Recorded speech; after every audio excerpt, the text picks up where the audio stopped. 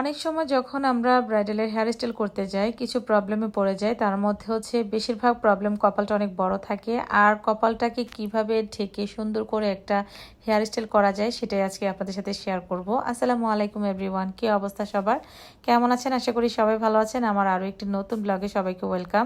প্রথমত এই যে হেয়ার স্টাইলটা দেখতে পাচ্ছেন এখানে করা হচ্ছে, তার চুলটা অনেক লাইট ওয়েট একটা চুল ছিল। তার ভেতরে যিনি কাজটা করতেছে তিনি হচ্ছে আমাদের জুনিয়র আর্টিস্ট।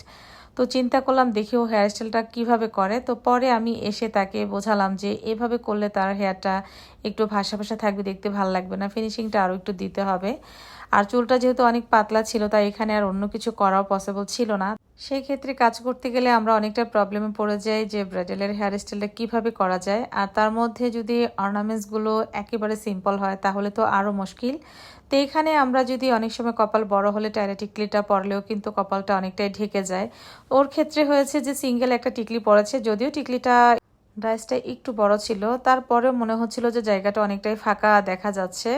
তো আমি চিন্তা করলাম যে না, হেয়ার স্টাইলটা আমরা একটু ব্যাংকস স্টাইলে করে দিব। তো সেটাই করে এক সাইডটা পুরো ঢেকে দিয়েছি, তবে অন্য সাইডটাও আমরা সুন্দরভাবে করেছি। তারপরে যদি একটা ঝাপটা পড়তো তাহলে আরও ভালো লাগতো। তো অনেক সময় সব কিছু আমাদের হাতে থাকে না। আপনারা যারা হেয়ার স্টাইল নিয়ে বা আমাদের কাজের খুঁত ধরেন তাদের উদ্দেশ্যে বলছি, সব কিছু চাইলেও আমরা আমাদের মনের মতো করে করতে পারি না। অনেক সময় যখন এই রকম সমস্যাগুলো আমরা ফেস টু ফেস করি তখন দেখা যায় যে কাজ করতে গেলে আমাদের অনেক অনেক বেশি প্রবলেম হয়।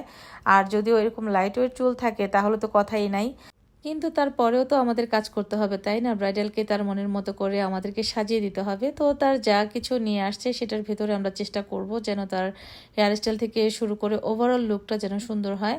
তারপরেও কথা থেকে যায়, দেখা যায় তার ফেজ অনুসারে কিন্তু হেয়ার স্টাইলের কাজগুলো আমাদেরকেই করতে হয়। তো অনেকেই হয়তো বলবেন যে সামনে একটু চুলটা যদি আমরা রেখে দিই তাহলে তো কপালটা অনেকটাই ঢেকে যায়। সব ক্ষেত্রে কিন্তু সামনে চুল রাখলে যে ভালো লাগবে বা ক্লায়েন্ট সেটা চয়েস করবে বিষয়টা কিন্তু এরকম না। তো সেটা মাথায় রেখেই কিন্তু আমরা কাজটা করি।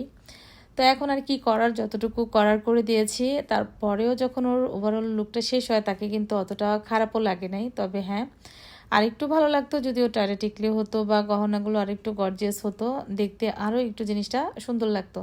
আবার অনেক ক্ষেত্রে আপনাদের কিছু কমেন্টস দেখি যে হেয়ার স্টাইলটার ফিনিশিং আরও একটু হলে ভালো হতো।